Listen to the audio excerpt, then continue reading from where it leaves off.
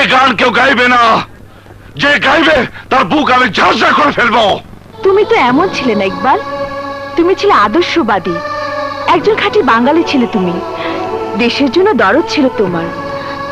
এই গান শুনে তোমার মনে জ্বালা ধরার কারণ মুমূর্ষু অবস্থায় হলো বাদশার ভিতর এখনো ইকবাল হাসান বেঁচে আছে। মিথ্যে কথা! ইকবাল হাসান মারা গেছে, তাকে হত্যা করেছে তোমার বাবা।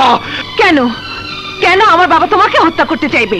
কারণ তোমার কালোবাজারি বাবা কখনোই আমাদের ভালোবাসাকে স্বীকার করতে পারেনি এই কারণে যে আমি আদর্শবান শিখ নেতা আলতাফ মির্জার ছেলে। যে আলতাফ মির্জা তোমার বাবা রাজা চৌধুরী জাতে ওঠার পথে একমাত্র বাধা ছিল, এই জন্য তাকে জীবন দিতে হয়েছে, ধ্বংস হতে হয়েছে তার ছেলেকে। ধ্বংস হয়ে গেছে ইকবালের ধ্বংসস্তূপের উপর কাল কেটার মতো মাথা তুলে দাঁড়িয়েছে এক ভয়ঙ্কর সন্ত্রাসী, নাম তার বাদশাহ।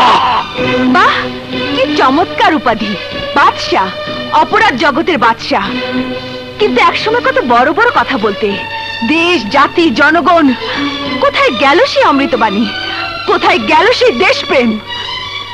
এইসব প্রশ্নের উত্তর আমার মুখে না শুনে সাহস থাকলে তুমি তোমার বাবাকে জিজ্ঞেস করো। সেই সুযোগ আর দিচ্ছ কোথায়? এরপরও জিজ্ঞেস করছি, আমার বাবাই যদি তোমার জীবন ধ্বংসের নায়ক হয়ে থাকে, তাহলে তাকে শাস্তি না দিয়ে অস্ত্র হাতে নিরীহ মানুষের উপর ঝাঁপিয়ে পড়েছো কেন? কেন খুন খারাপি করে, ত্রাস সৃষ্টি করে সমাজের শান্তি শৃঙ্খলা নষ্ট করছো? দেশের বিরুদ্ধে কিসের এত বিক্ষোভ তোমার? আমার বিক্ষোভ দেশের বিরুদ্ধে নয়, দেশের কিছু মানুষের বিরুদ্ধে। ভিতরে দেশপ্রেম আছে বলেই আমি তাদেরকে ধ্বংস করতে চাই। মিথ্যে কথা! অস্ত্রবাজ কখনো দেশপ্রেমিক হতে পারে না। আমার দুঃখ হয়,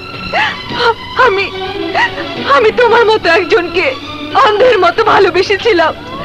এ কথা তো সময় বলে দেবে তুমি কেমন ভালোবেসেছিলে আর আমি কেমন ভালোবেসেছিলাম। তুমি তো কখনোই আমাকে ভালোবাসোনি। আমার পাগল পাড়া ভালোবাসাকে পাগলামি ভেবে তুচ্ছ কাগজের মতো ডাস্টবিনে ফেলে দিয়েছো।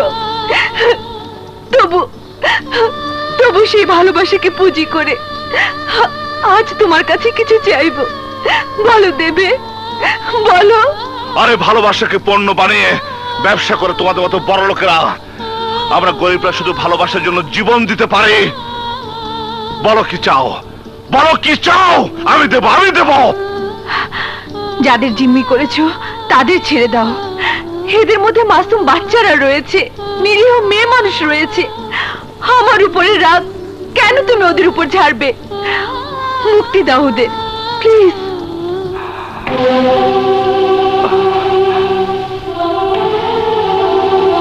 জবাব আমি পেয়ে গেছি, এখন তো প্রমাণ হলো তুমি আমাকে কতটা ভালোবাসো। দাঁড়াও, জীবনটা চাওনি, জানটাই তো চেয়েছো, পাবে। কিন্তু এক শর্তে, ওদের মুক্তির বিনিময়ে তোমাকে আমার সাথে থাকতে হবে। এক সন্ত্রাসী নায়ক আর কি শর্ত দিতে পারে? মঞ্জুর।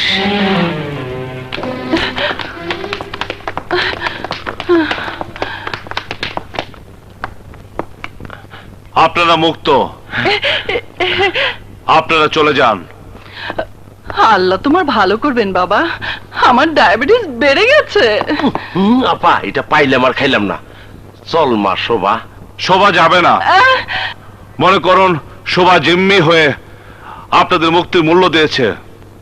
না না, মেয়েকে ছাড়া আমি যাব না। আপা শোভা সবচাইতে নিরাপদ স্থান আছে। পাগলা বাবার দরবারে যাইতেছিলাম কার জন্যে? আসসালামু আলাইকুম। চলো চলো। নিজের দিকে খেয়াল রাখিস মা। এদিকে। খবরদার, কেউ যাবার চেষ্টা করবে না, লাশ ফেলে দেব। ওদেরকে আমি মুক্তি দিয়েছি। মুক্তি দিয়েছো? কিন্তু কেন? আরে মধু, বাদশাহ তার কাজে জবাবদিহি করে শুধু নিজের কাছে, বাস। বাদশাহ, তুমি পাগল হয়েছো? এই মেয়ের জন্য তুমি সুলতান ভাইয়ের সঙ্গে দুশ্মনী করতে চাও? সুলতান ভাই তোমাকে জানে মেরে ফেলবে, আর ওর হাত থেকে বাঁচলেও পুলিশের হাত থেকে বাঁচ পারবে না। আরে বাদশাহ তো জান হাতে নেই ঘুরে, কিন্তু নেবার মানুষই নেই। হ্যাঁ, আমি জানতাম এই মেয়ে তোমাকে মৃত্যুর মুখে ঠেলে দেবে, তার আগেই আমি ওকে খুন করব। এই বাদশার সিদ্ধান্তকে নাক গলাবার চেষ্টা করবে না, চলে যাও, নইলে আমি গুলি করব।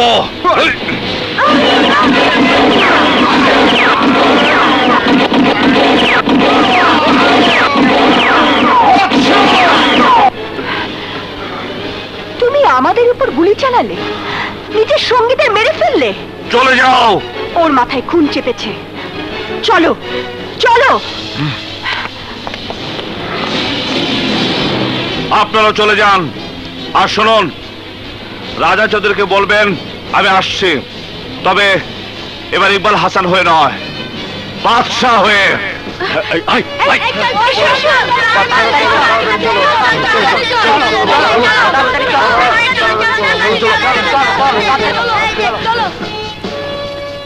ওই বাদশা, 48 ঘন্টা পার হইছে, পুলিশ আমার লোকজন ছাড়ে নাই, টাইম দিব না। রাজা চৌধুরী মাইয়া লাশ পাঠায় দে। রাজা চৌধুরীর মেয়ে লাশ মানে? ওয়াস কি, তাইলে কি আমার লাশ পাঠাবি? দরকার হলে তাও পাঠাবো, কিন্তু কোন নিরীহ মানুষ আর কোনোদিন বাদশার হাতে লাশ হবে না। হায় হায়, 1000 ইন্দুর মাইরা বিলাই হজে যায়। ওই বাদশা, তুই কার লগে কথা কস? তোর প্রেমিকারে বগলে পাইয়া ভুলে যাইস না, তোর আমি বাদশা বানাইছি। আমার কথার বাইরে গেলে তোর আমি জিরু জিরু জিরু জিরু বানাই দেবো। ওই সুলতান, তুই ভুলে যাস নে, রাজা চৌধুরী ইকবালকে খুনি বানিয়েছে, তুই ইকবালকে বানিয়েছিস বাদশাহ, কিন্তু ইকবাল হাসান বাদশাহ হয়েছে তোদের মতো গণদুশ্মনদের খতম করার জন্য। আয় হায়, আদর্শবাদী প্রফেসর হয়ে গেলি, চোখ উল্টায় দিলি, পল্টি খেয়ে গেলি। ওই বাদশা, আগে তুই আমার হাত থেকে বাই চালো। ওই সুলতান, বাদশাকে মৃত্যুর ভয় দেখাবি না, নিজের পরিণামের কথা চিন্তা কর। কখন চিন্তা করলাম রে, চিন্তা করলাম, তরে বাইন্দা পিটায় আমি লাশ বানামু, যেমন থানায় দুইকা তোর বাপেরে পিটাইয়া লাশ বানাইছি। নাম হইছে ওই রাজা চৌধুরী, রাজা চৌধুরী। ওই সুলতান, যদি মিথ্যে বলে থাকিস, আমার বাবাকে মেরে ফেলার কথা স্বীকার করে তুই তোর মৃত্যুকে দাওয়াত করেছিস। ওই চিৎকার পার, চিৎকার পার।